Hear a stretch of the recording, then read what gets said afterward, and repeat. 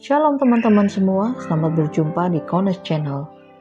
Di channel ini Anda akan mendengarkan, bahkan menyaksikan di video-video yang kami akan sajikan, video-video yang terbaik yang akan mengubah hidup Anda dan juga paradigma Anda. Selamat menyaksikan. Nah, ini ada pertanyaan, mungkin kalau mau jawab silahkan. Untuk merayakan 7 hari raya, menurut ketetapan Torah, apa yang harus dipersiapkan? Silakan saudara kalau mau jawab. Silakan buka mic satu-satu kalau jawab. Terima kasih. Untuk merayakan 7 hari raya, ambillah salah satulah. Misalnya Rosh Hashanah atau roti tak beragi, apa yang menjadi ketetapan Torah yang harus dipersiapkan? Ada yang mau coba jawab?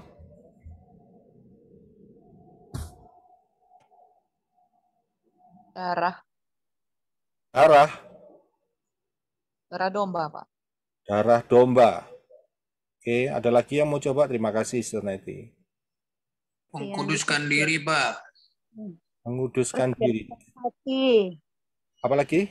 Bersihkan hati. Bersihkan hati. Yang harus dipersiapkan menurut pola Torah. Nafiri, Pak, sangkakala. Nafiri. Roti, Pak. Roti. Sementara ini yang betul baru 2. Roti dan darah. Kambing domba, Pak. Kambing domba. Ya, oke, baik.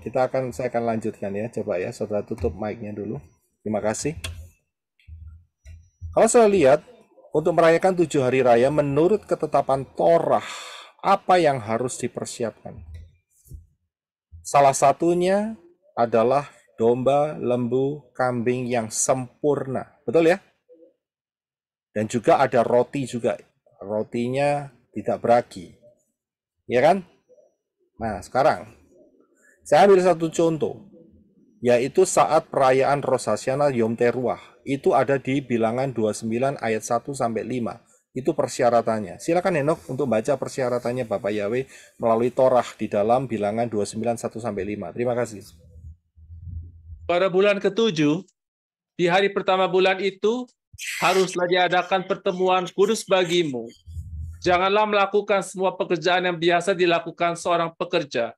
Itu adalah hari peniupan nafiri bagimu. Kamu harus mempersembahkan persembahan bakaran sebagai bau harum yang menyenangkan bagi Yahweh, seekor lembu jantan muda, anak dari kawanan lembu, seekor domba jantan, 7 ekor anak domba berumur setahun yang sempurna, persembahan sajian, tepung halus yang dicampur dengan minyak, 3/10 bagian untuk lembu jantan muda, 2/10 bagian untuk domba jantan, 1/10 bagian untuk setiap anak domba bagi ke-7 anak domba, seekor anak kambing sebagai persembahan penghapus dosa untuk mengadakan penebusan bagi kamu. Ya, terima kasih. Saudara bisa lihat apa yang menjadi persyaratan untuk merayakan perayaan hari ini, Yom Teruah, Rosh Hashanah? Lembu jantan muda, tepung halus dicampur minyak, ya, seekor domba jantan, 7 ekor anak domba. Saudara nyiapin hari ini? Apakah kita melanggar? Enggak. Enggak, Pak. Setuju ya? Saudara ngomong enggak ya? Oke. Karena kan Siap. sudah ada Yeshua. Nah, oke, kita lanjutkan dulu. Ya, kita lanjutkan dulu. Untuk perayaan Sukkot, apa yang menjadi ketetapan Bapak Yahweh melalui Torah? Silakan Henok untuk baca Imamat 23 ayat 34, 41 dan 42. Silakan. Katakanlah kepada orang Israel begini, pada hari yang ke-15, bulan yang ke-7 itu, ada hari raya pondok daun, bagi Yahweh 7 hari lamanya.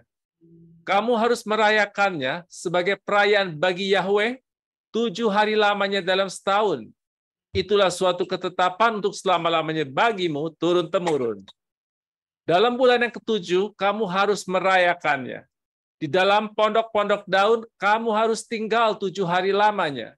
Setiap orang asli di Israel haruslah tinggal di dalam pondok-pondok daun. Ya, terima kasih. Saudara bisa lihat ayat ini? Ini Torah loh. Kamu harus. Nggak ada loh alasan nggak merayakan. Pertanyaannya, saudara merayain nanti saat Sukot berapa lama? Sehari atau 7 hari? Apakah saudara bikin pondok-pondok di depan rumah saudara dan saudara tinggal di pondok-pondok itu selama 7 hari? Tidak. Nah, tidak. Apakah kita melanggar? Enggak. Tidak. Apanya tidak? Nanti kita akan temukan. Satu kali lagi, di dalam Ulangan, dikatakan bahwa 3 kali dalam setahun setiap laki-laki di antaramu harus menghadap Yahweh Elohimmu di tempat yang akan dipilihnya, yaitu pada hari raya, roti tidak beragi, pada hari raya 7 minggu, Syafuat atau Pentakosta, dan hari raya Pondok Daun. 1 tahun 3 kali harus menghadap Yahweh, di mana tempat yang ditunjuk adalah Yerusalem. Pertanyaannya, apakah saudara 3 kali dalam setahun ke Yerusalem? Tidak. Enggak. Tidak kan? Apakah kita melanggar? Tidak. Tidak. Kita setuju semua kita tidak melanggar. Karena apa? Karena alasannya di sini. Yeshua adalah penggenapan daripada 7 hari raya. Ayatnya di dalam Kolose 2, 16b sampai 17. Silakan ya, Nok. Hari raya atau mengenai bulan baru atau hari-hari Sabat yang merupakan bayangan dari hal-hal yang akan datang. Tetapi wujudnya adalah Hamasya. Iya, terima kasih. Saudara bisa lihat, jadi 7 hari raya dan semua atribut-atributnya itu bicara mengenai Yeshua. Kita harus paham supaya kita tidak tersesat. Karena itu, Rabi Saul mengatakan dengan jelas di dalam 2 Korintus 3, 14, 16 sampai 16. Silakan, Henok. Namun pikiran mereka telah dikeraskan, karena sampai hari ini selubung yang sama tetap tinggal, tidak disingkapkan. Pada waktu pembacaan tanah, yaitu perjanjian lama, apa yang terpudarkan di dalam Hamasya, malah sampai hari ini. Ketika kitab Moshe dibaca, suatu selubung terbentang pada hati mereka. Namun, ketika orang dapat berbalik kepada Tuhan, selubung itu disingkirkan. Terima kasih. Jadi saudara bisa lihat, seluruh kebenaran kalau saudara membaca Tanakh, itu kacamatanya adalah Yeshua. Titik poinnya adalah Yeshua. Karena dia adalah Torah Hayim, Torah kehidupan yang menggenapkan ya, yang tertulis di dalam Tanakh. Jadi Yeshua, kalau tidak pakai Yeshua, tidak bisa dilihat. Tetap akan terselubung. Pahami ayat ini.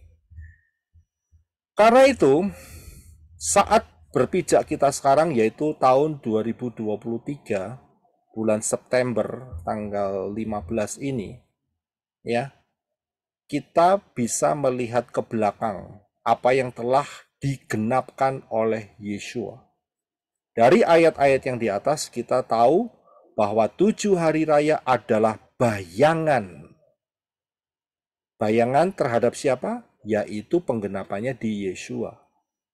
Ingat, bukan berarti ditiadakan, tapi tetap wajib diperingati. Ya, tidak ditiadakan. Ini penting. Ya, ini sangat-sangat penting.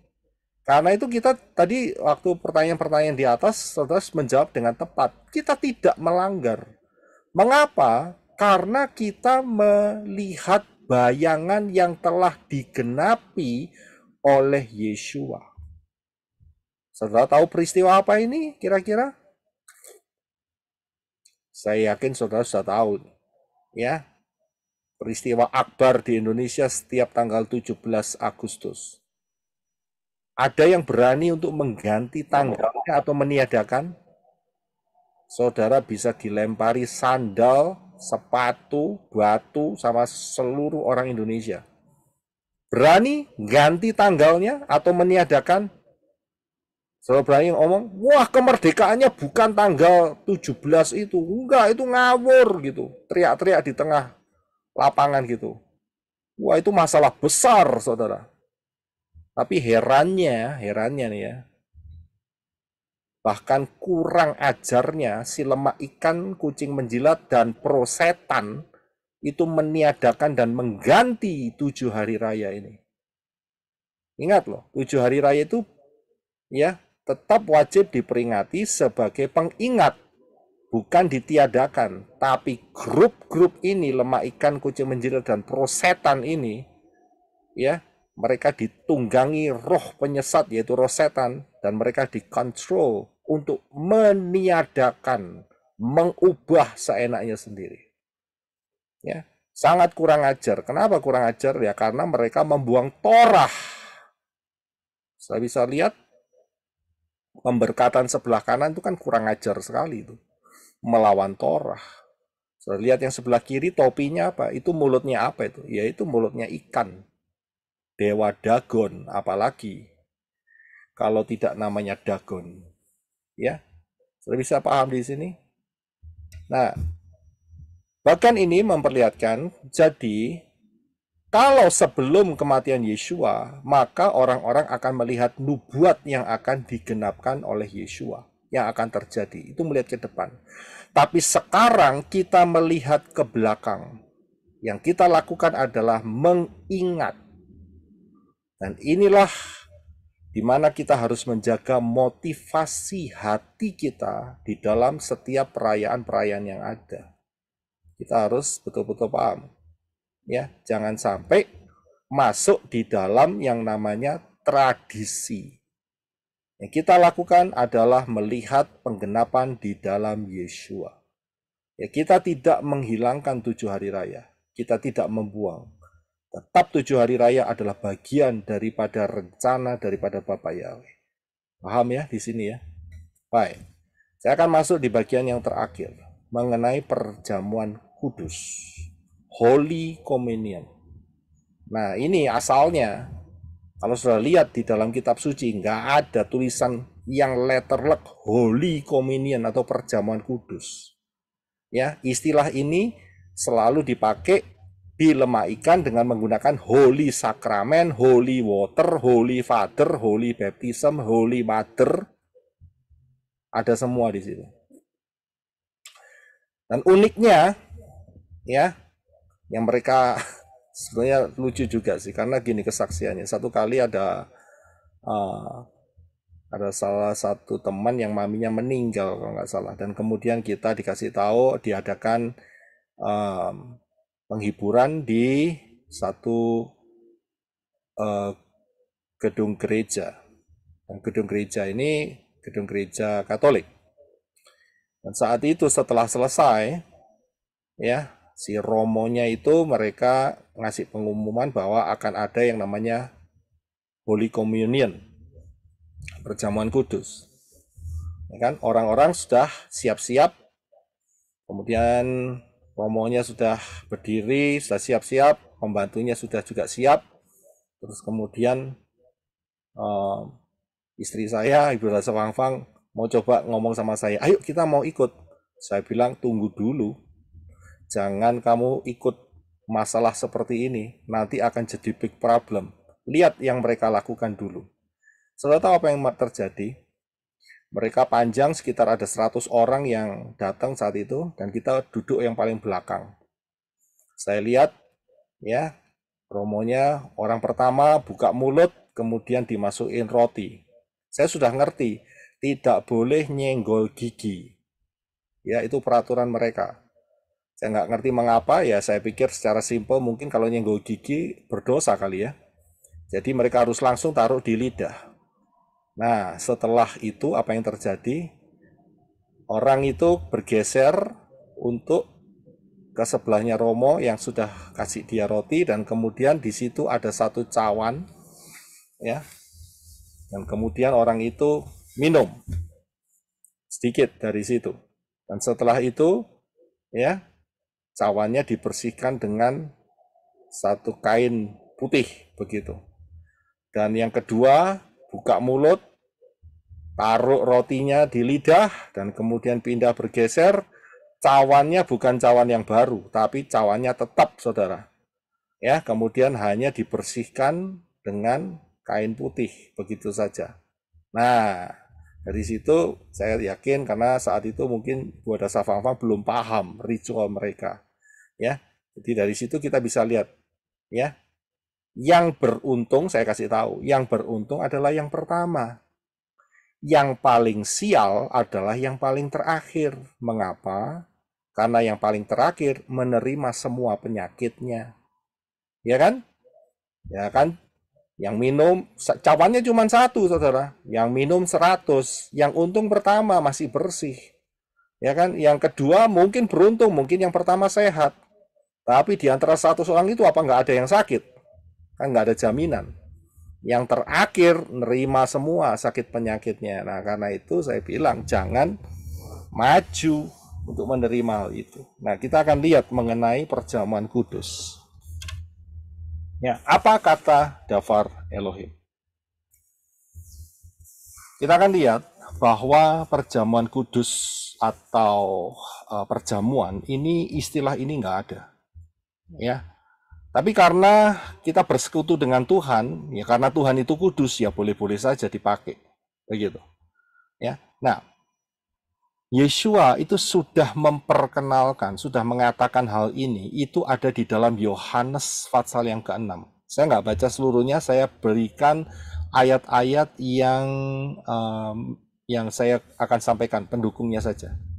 Ya, coba Henok bisa baca mulai ayat yang atas 35 itu sampai 67. Ya, 35, 41, 51, 52, terus. Nanti saya akan tunjukkan kepada saudara.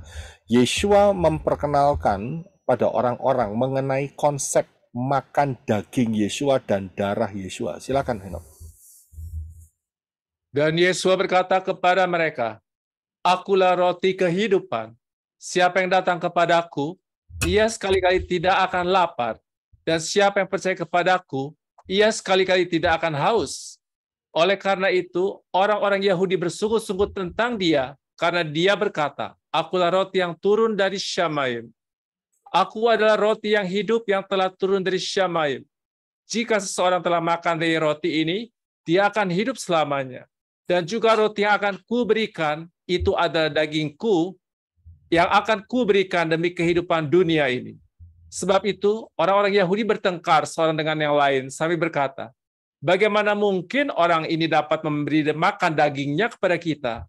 Lalu Yesus berkata kepada mereka, sesungguh-sesungguhnya, aku berkata kepadamu, jika kamu tidak makan daging anak manusia dan minum darahnya, kamu tidak mempunyai hidup di dalam dirimu. Siapa yang makan dagingku dan minum darahku, ia mempunyai hidup kekal, dan aku akan membangkitkan dia pada akhir zaman. Sebab itu setelah mendengarkannya, banyak dari antara para muridnya berkata, perkataan ini keras, siapa yang sanggup mendengarkannya? Sejak saat itu, banyak dari antara murid-muridnya berpaling dari mengikutinya dan tidak lagi berjalan bersamanya. Oleh sebab itu, Yesus berkata kepada ke-12 murid, tidak ingin pergi jugakah kamu?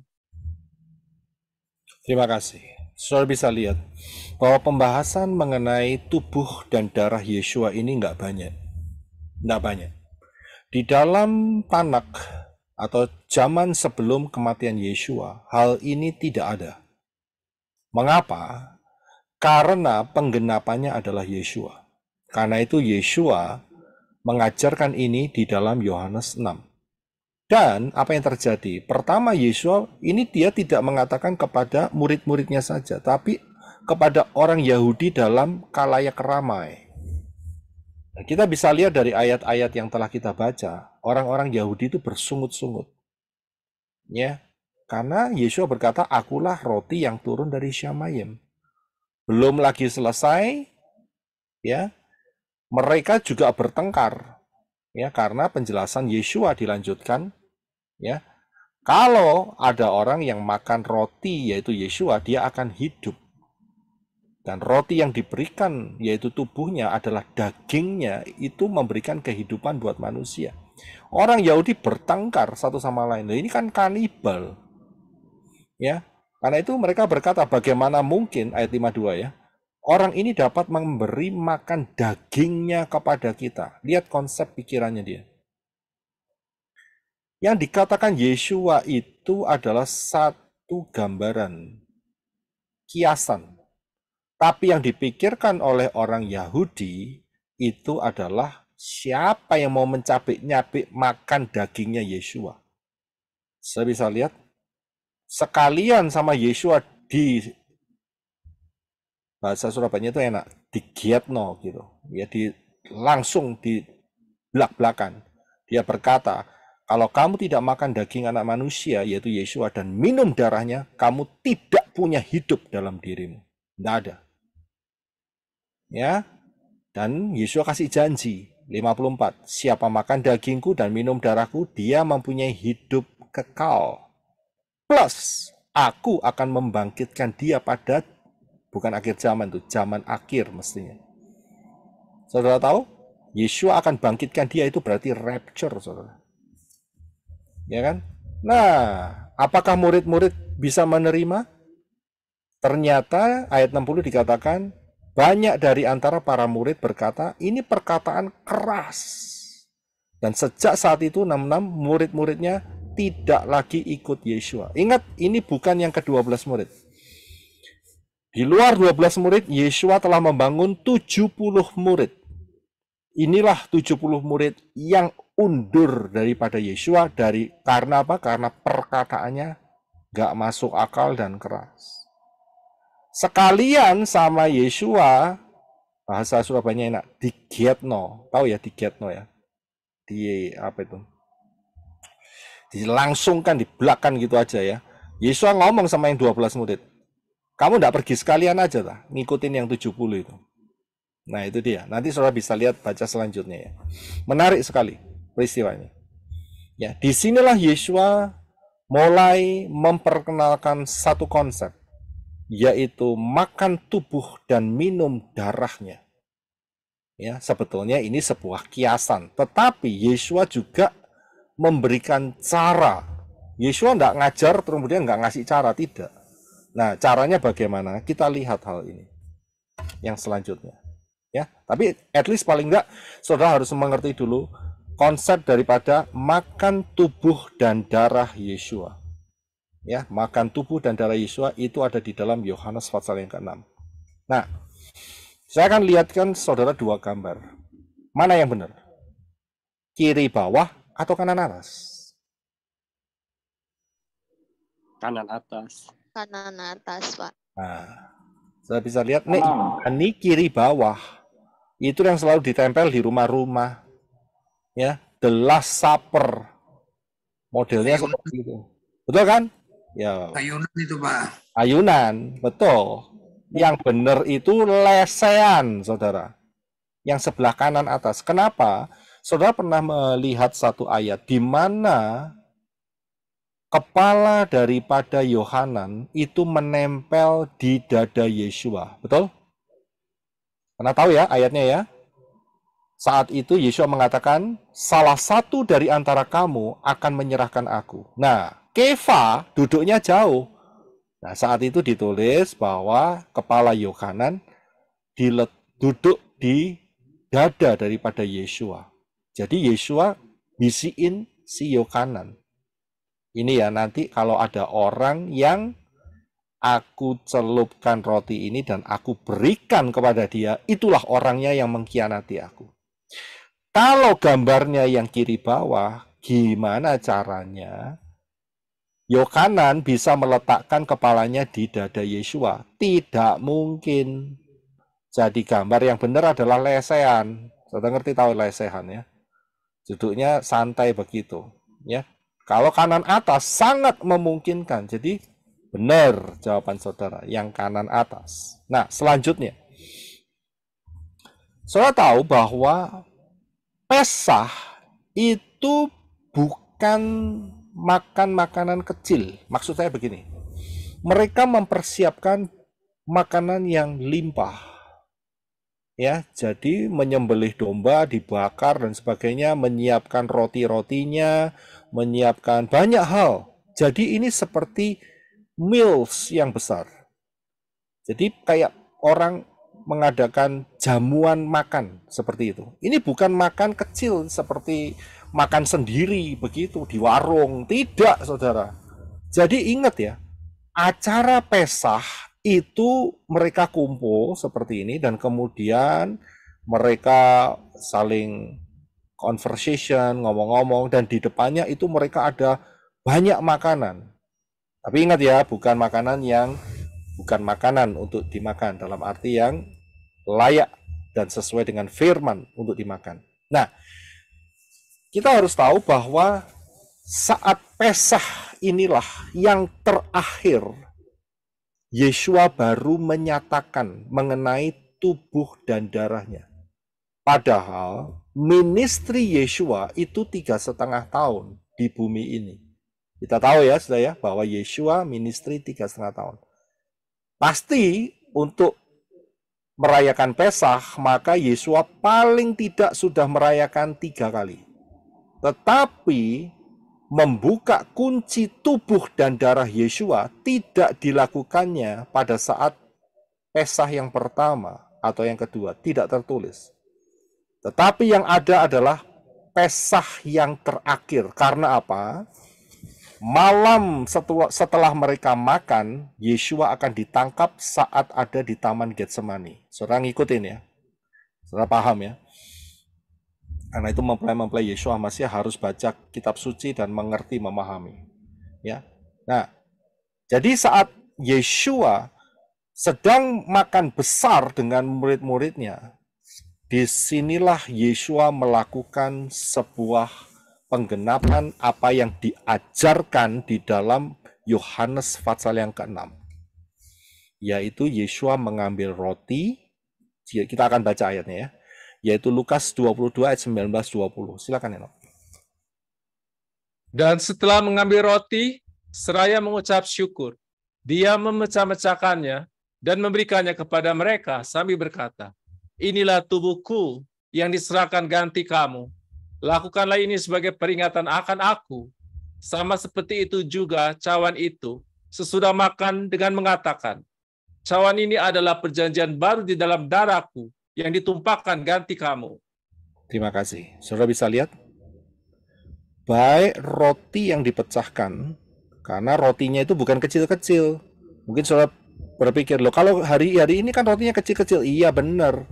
Lah yang ikut kebaktian jumlahnya 2.000. Nyediain roti gede-gede kayak gitu, kapan selesainya kebaktiannya? Ya kan, karena itu rotinya dibuat kecil-kecil, saudara. Ya, tapi sebetulnya idenya bukan di situ. Faktanya bukan di situ. Faktanya adalah Yeshua kumpul dengan murid-muridnya.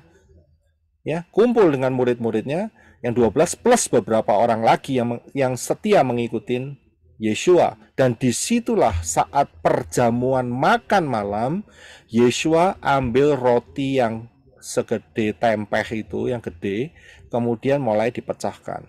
Dan kemudian sebelum itu dia mengucap syukur, dia berdoa. Setelah mengucap syukur, kemudian Yesus katakan, inilah tubuhku. Lakukanlah ini sebagai peringatan akan aku.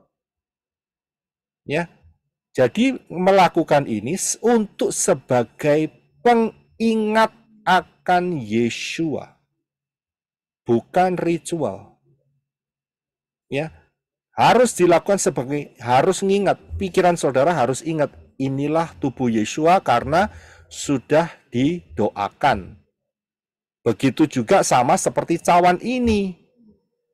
Ya, sama. Jadi dia mengucap syukur dan kemudian Yeshua katakan, inilah darahku. Ya, saudara bisa bedakan. Jadi yang membedakan adalah doanya. Sebelum doa, roti biasa. Setelah doa, bentuknya roti, tapi itu adalah tubuh Yeshua. Sebelum doa, anggurnya biasa. Ya kan, anggur biasa. Kemudian setelah didoakan, fisiknya anggur, tetapi sebetulnya itu adalah karena kuasa doa, ya, karena kuasa pengucapan syukur itu adalah darah Yeshua. Ya, jadi dalam hal ini paham. Kalau nggak didoain, jangan pernah Jangan pernah sekali-sekali klaim inilah tubuh Yesua. Jangan pernah klaim karena belum didoakan. Pengucapan doa itu sangat penting sekali. Ya, dan lakukan sebagai peringatan akan aku. Supaya mengingat Yesua, bukan mengingat yang lain. Ingat ya, di atas kan kita sudah belajar bahwa Yesua adalah penggenapan dari 7 hari raya dan atribut-atributnya. Ya, jadi disuruh ingat Yesua. Nah, disinilah Yesua juga memberikan contoh, yaitu pada saat perjalanan 2 murid ke Emmaus. Ya, 2 murid ke Emmaus. Tapi 2 murid ini tidak dalam jumlah besar, hanya 2. Apa yang terjadi? Kita akan baca di dalam Lukas. Silakan, Henok. Dan pada hari itu, tampaklah 2 orang dari antara mereka sedang pergi ke sebuah desa yang bernama Emmaus, yang berjarak 60 stadia dari Yerusalem. Dan terjadilah ketika mereka sedang bercakap-cakap dan bertukar pikiran, Yesua sendiri sambil mendekati, dia juga berjalan bersama mereka. Dan mereka mendekati desa yang mereka tuju, dan dia berlaku seolah-olah hendak meneruskan perjalanan. Namun mereka mendesak dia dengan mengatakan, "Tinggallah bersama kami, karena hari menjelang petang dan matahari hampir terbenam." Dan dia masuk untuk tinggal bersama mereka. Dan terjadilah waktu dia duduk makan bersama mereka, setelah mengambil roti, dia memberkati, dan seraya memecah-mecahkan. Dia memberikannya kepada mereka.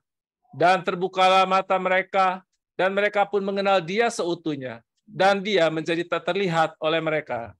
Ya, terima kasih. Sudah bisa lihat di sini.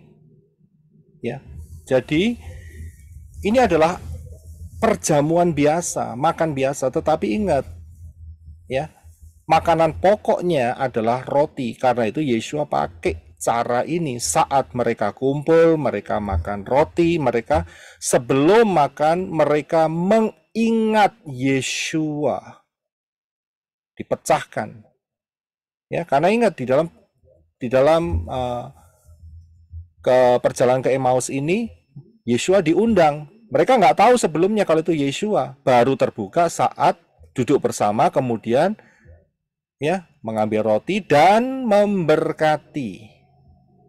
Ya, dan kemudian mata mereka terbuka. Saudara bisa paham di sini? Jadi karena mereka, custom mereka, kebiasaan mereka adalah roti, ya, bukan nasi, ya, bukan ubi, ya, bukan lumpia, bukan, pakai roti, ya, bukan lemper, bukan. Jadi yang dilakukan Yesua pakai kesempatan itu sebagai satu cara untuk mengingat kepada Yesua. Kapan? Ya saat mereka duduk makan, karena mereka ada roti, mereka pasti tidak akan lewat roti. Ya, mereka makan roti dan rotinya dipecahkan, ya, dan kemudian mereka akan ingat inilah yang dilakukan Yesua, tubuhnya dipecah-pecahkan. Ya, saudara bisa paham di sini. Memang tidak banyak penjelasan mengenai hal ini, ya, hanya di dalam Lukas, kemudian Yohanes, kemudian the Last Supper, ya, saat Yesua sebelum ke Taman Getsemani untuk ditangkap dan dibunuh, dan satu lagi yang ada di dalam Korintus. Nanti kita akan lihat. Tapi saudara harus paham terlebih dahulu, yang dilakukan Yesua adalah untuk memberi contoh. Setiap kali kamu makan, sebelum makan kamu ingat akan pengorbanan Yesua. Ya, jadi bukan untuk ritual. Salah kalau ritual. Ya, jadi paham ya dalam hal ini. Nah, kita akan lihat apa yang terjadi di Korintus. Nah, di dalam Korintus ini, saya tahu ayatnya agak panjang, tapi nggak apa-apa. Saya akan berikan penjelasannya terlebih dahulu. Rabi Saul ini, dia menegur orang Korintus. Kenapa? Karena begini, mereka itu memang setiap yang namanya perkumpulan mereka itu ada yang namanya makan bersama. Ya. Dan mereka juga tahu bahwa saat makan bersama mereka memulai dengan memecah roti. Ya, mereka mulai dengan memecah roti. Tetapi masalahnya, ya, saat mereka kumpul, mereka itu melakukan sesuatu yang buruk. Ya, kenapa? Karena ayat 1 Korintus 11 ayat 17 sampai 22. Ya. Jadi perikopnya ini adalah perikop makan bersama yang di tengah-tengahnya mereka itu punya custom, punya kebiasaan yang setelah ditanamkan oleh Yeshua untuk mengingat Yeshua saat mereka sebelum makan. Ya, yaitu apa? Memecah-mecah roti. Ya. Jadi kita akan lihat apa yang menjadi teguran daripada Rabi Saul kepada orang-orang Korintus. 1 Korintus 11 ayat 17 yang di atas terlebih dahulu sampai 22. Silakan Henok. Yang 23 nanti dibacanya. Silakan Henok. Kala menyatakan hal ini, aku tidak memuji, karena kamu berkumpul tidak menjadi lebih baik, melainkan menjadi lebih buruk. Selanjutnya, ketika kamu berkumpul di suatu tempat, hal itu bukan untuk makanan perjamuan Elohim. Karena pada waktu makan, tiap-tiap orang lebih dulu mengambil makanannya sendiri, sehingga di satu pihak ada yang merasa lapar, tetapi di pihak lain ada yang menjadi mabuk. Mengapa? Bukankah kamu mempunyai rumah untuk makan dan minum? Atau apakah kamu sedang merendahkan gereja Elohim dan mempermalukan orang-orang yang tidak punya? Apakah yang hendak kukatakan kepadamu? Haruskah dalam hal ini aku memujimu? Aku tidak memuji. Ya, terima kasih. Jadi, perikop ini dipakai oleh Rabi Saul untuk menjelaskan situasi yang ada di jemaat Korintus. Makanan sudah disiapkan, tetapi mereka tidak mengikuti ketertiban. Sudah bisa lihat? Ada yang makan terlebih dahulu, nyelonong aja, ya, sehingga makanannya tidak didistribusikan secara baik, merata keseluruhannya. Ya, karena apa? Karena ada yang sudah kenyang sampai mabuk-mabuk, ada yang masih lapar. Ya, jadi ada yang mendahului satu sama lain, nggak tertib. Padahal aturannya adalah, ayo makan sama-sama, kita ingat mengenai Yeshua terlebih dahulu sebelum kita makan bersama. Itu aturannya, untuk mengingat Yeshua. Tapi mereka enggak.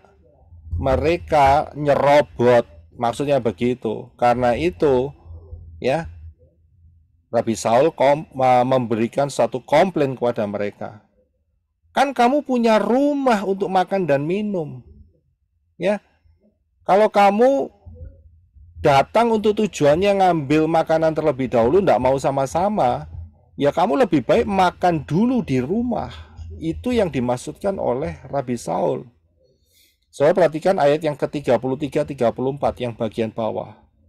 Ya, silakan Henok untuk baca dulu yang bawah. Karena itu, hai saudara-saudaraku, ketika berkumpul untuk makan, nantikanlah seorang akan yang lain. Dan jika seseorang merasa lapar, biarlah dia makan di rumah, agar kamu dapat berkumpul bersama bukan untuk penghukuman. Dan yang selebihnya, aku akan memerintahkannya tatkala aku datang. Sudah bisa lihat dalam hal ini kumpulan orang banyak. Ya, sehingga Rabi Saul mengatakan, kalau kamu lapar, ya makan dulu di rumah, begitu loh. Ya, kalau kamu mau makan bareng-bareng di sini, ini ada aturannya. Kita akan mengingat mengenai Yeshua terlebih dahulu, dan setelah itu kita akan makan sama-sama, tertib.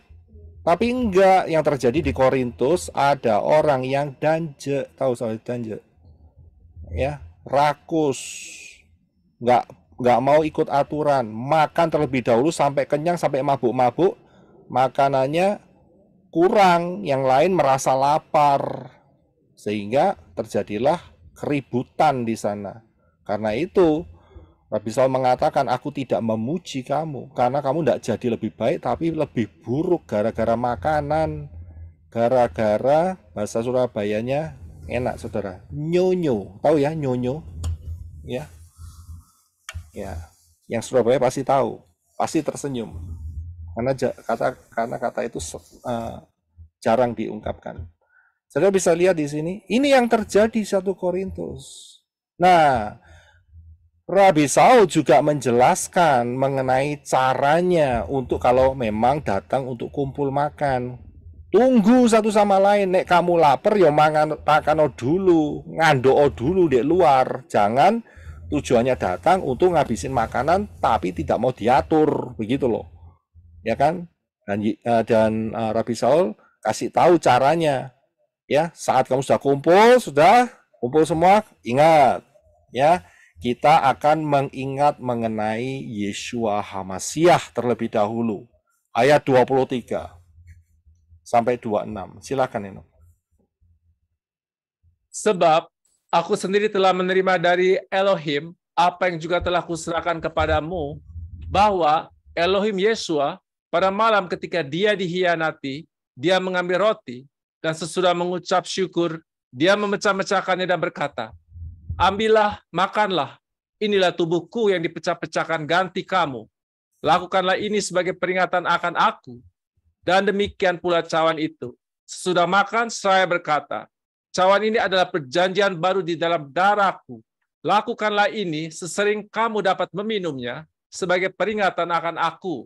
Sebab sesering kamu dapat makan roti itu dan minum cawan itu, kamu sedang memberitakan kematian Elohim sampai dia datang. Ya, terima kasih. Ya, jadi saya bisa melihat, apakah mereka kumpul setahun sekali? Enggak, mereka kumpul setiap minggu. Ya, bahkan mungkin beberapa kali dalam 1 minggu. Dan inilah yang dikasih tahu oleh Rabi Saul bagaimana caranya saat kumpul kita harus tertib. Ya, sebelum makan bersama kita harus ingat karena makanan pokok kita bukan lemper, bukan ote-ote, ya kan? Bukan lontong, yaitu roti. Karena itu ingat, memecah roti. Nah, kalau saat kita mecah roti, kita harus ingat apa yang dikatakan Yeshua, yaitu ambillah, makanlah, inilah tubuhku. Dia doa dulu, ya, mengucap syukur, kemudian rotinya dipecah-pecah. Nah, baru setelah itu diingatkan juga dengan cawan perjanjian. Ya, dari dalam hal ini, kita harus lihat konsep yang benar mengenai tubuh dan darah Yeshua. Kalau tidak makan dan tubuh darah Yeshua, Yeshua kan tadi sudah mengatakan di dalam Yohanes 6, ya kan? Siapa makan tubuhku dan minum darahku, dia akan mendapat hidup yang kekal. Dan dalam zaman akhir, aku akan membangkitkan dia. Bisa lihat di sini, konsep yang Yeshua katakan di sini, ya, mengenai mengingat, ya, mengingat Yeshua. Ayat 24, ambillah, makanlah tubuhku yang dipecahkan dan lakukan ini sebagai peringatan akan aku. Ya, jadi saat makan dari roti yang dipecahkan dan minum dari cawan itu, kita harus ingat Yeshua. Nggak boleh ingat yang lain. Karena tujuannya adalah fokusnya ada di dalam Yeshua. Jadi kita paham di sini. Nah, ada pertanyaan. Biasanya mereka tanya, kalau gitu harus pakai roti yang tidak beragi. Ya, kalau saudara memungkinkan untuk pakai roti tidak beragi, ya silahkan.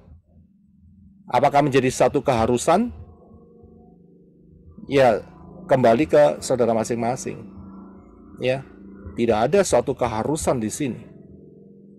Ya, jadi yang dikatakan di sini adalah memecah-mecah roti dan kemudian mengingat kepada Yeshua. Lah bagaimana dengan anggurnya, Pak?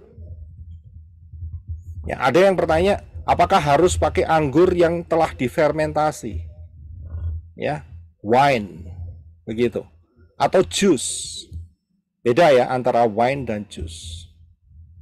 Kalau kita melihat di dalam Amsal dan banyak lagi di Tanak, ya, mereka lebih mengarahkan untuk tidak mabuk anggur.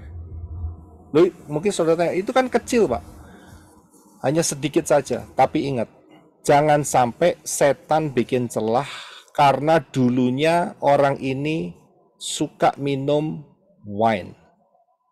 Ya, jadi yang dipakai adalah jus saja, jus anggur saja. Ya, untuk menghindari ya yang namanya celah setan ya untuk bisa menggoda saudara untuk kembali kepada kedagingan yang lama, yaitu cinta akan alkohol. Ingat, ini untuk mengingat Yeshua, bukan mengingat alkohol. Ya, jadi paham di sini ya. Nah, kalau gitu minumnya seberapa sering? Saya kembalikan kepada saudara. Yang penting ayat daripada Yohanes 6 dikatakan, kalau kamu tidak makan tubuhku dan minum darahku, berarti saudara tidak mendapat bagian di dalam Yeshua. Jelas itu ayat di dalam Yohanes pasal yang ke-6. Coba saudara lihat lagi ayatnya, saudara baca kembali. Yeshua mengatakan, siapa tidak makan tubuhku dan minum darahku, ya kan? Berarti tidak akan ada kehidupan. Yeshua mengatakan, siapa makan tubuhku dan minum darahku, dia akan mendapatkan hidup yang kekal. Dan dalam zaman akhir akan dibangkitkan, akan rapture. Ya, jadi saudara paham dalam hal ini? Ya, dalam hal ini bukan seberapa sering. Saudara harus ingat, yang dilakukan Yeshua adalah mengingat akan Yeshua. Ya, bukan soal ritual. Ya, kalau saudara mau melakukan tiap hari, terserah saudara. Bapak Yahweh untuk saya, ya, sebelum saya di channel manapun, sebelum saya masuk memberitakan kebenaran mengenai materi misteri 2030, jauh sebelum itu Bapak Yahweh pakai angel untuk kasih tahu, mengadakan makan dan minum, makan tubuh Yeshua dan minum darah Yeshua. Itu dilakukan setiap minggu, bahkan sesering mungkin. Itu sudah kami dapatkan jauh sebelum saya ungkapkan materi 2030, misteri 2030, jauh sebelum itu. Ya, jadi inilah menjawab pertanyaan beberapa teman yang beberapa minggu lalu tanya, mengapa alasannya kok saya melakukannya hampir setiap hari. Ingat, fondasi-fondasinya telah saya berikan. Dalam hal ini, saya yakin penjelasan saya sudah jelas. Kalau saudara mau setahun sekali, itu tergantung kembali kepada pilihan yang saudara mau ambil. Atau saudara mau ambil sebulan sekali, atau setiap hari, atau 10 tahun sekali, terserah. Ya, jadi saya kembalikan dalam hal ini jangan ada perdebatan, ya, karena fondasinya bukan seberapa kali atau berapa kalinya, akan tetapi di dalam hal ini adalah mengingat mengenai Yeshua HaMashiach dengan cara yang telah dilihat di atas tadi. Ya, Bapak Yahweh memberkati, dan hari ini kita sudah hampir 6.000 tahun sejak kejatuhan Adam dan Hawa. Karena itu siap-siap, kita sudah masuk di dalam 3,5 cycle yang pertama, tahun yang kedua, tidak lama lagi rapture. Karena orang-orang pilihan, maka waktunya akan dipersingkat. Seberapa singkat? Saudara lihat di dalam materi High Alert 2026, jangan remehkan. Dan kemudian saudara bisa lihat di dalam rahasia 1290 hari, 1335 hari, ya, itu mengungkap kapan rapture akan terjadi dengan pola Shemitah. Ya, jadi jawabannya adalah saudara jaga-jaga saja, yaitu akhir Desember atau akhir 2025 atau awal 2026. Ya, sangat singkat sekali masa kita ini. Dengan pola Shemitah kita bisa melihat hal ini, ya. Dan siapa yang belum masuk di dalam pintu keselamatan, silakan masuk segera, jangan menunda-nunda, karena keselamatan datang dari bangsa Yahudi melalui Yeshua HaMashiach yang adalah Bapa Yahweh, sendiri. Karena itu siapa yang berseru pada nama Yahweh akan diselamatkan. Masuk dalam baptisan pembaharuan, belajar pola akar Ibrani yang benar, dan juga lepaskan semua tradisi-tradisi Natal, Tahun Baru, Imlek dan sebagainya ya, yang syarat dengan penyembahan berhala. Ya, setia sampai mati. Maksud saya setia sampai pengangkatan. Kalau mungkin ada yang mati ya harus setia juga. Ya, tapi kita lagi menunggu pengangkatan yang sudah tidak lama lagi terjadi. Kemudian saudara ingin mendapatkan informasi baptisan pembaruan, saudara bisa screenshot. Ini adalah mempelai-mempelai Yeshua Masiah yang siap membantu saudara. Ya, ada di banyak tempat di Indonesia. Ya, saudara bisa screenshot, mendapatkannya, bisa menghubungi mereka dengan segera untuk menerima baptisan pembaharuan. Terima kasih teman-teman semua yang sudah menyaksikan video ini. Sukses besar untuk kita semua. Bapa Yahweh memberkati. Haleluya. Amin.